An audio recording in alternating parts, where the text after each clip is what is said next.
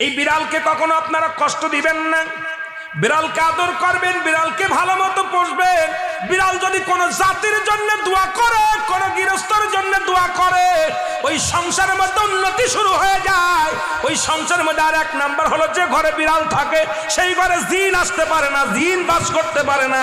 আর একটা ঘোষণা শুনে নেন, নবীজি বলে গেছেন, যে ঘরের মধ্যে বিড়াল ছানা বাস করে ওই ঘরের মধ্যে জিন জাতি প্রবেশ করতে পারে না। তাহলে ছোট ছোট মাসুম বাচ্চাগুলো যে ঘরের মধ্যে থাকে, মুসলমান অনেক সময় জিনের আশ্রয় পড়ে যায়, অনেক সময় জিনে আসর করে, ওই ঘরের মধ্যে জিনে আসর করে।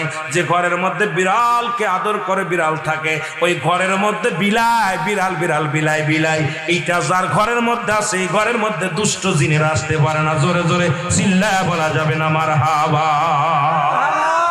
একবার নবী সুলাইমান আলাইহিস সালাম শুনতে পাইলেন পাশের বাড়িতে একটা কুকুরকে কষ্ট দিয়ে বিষ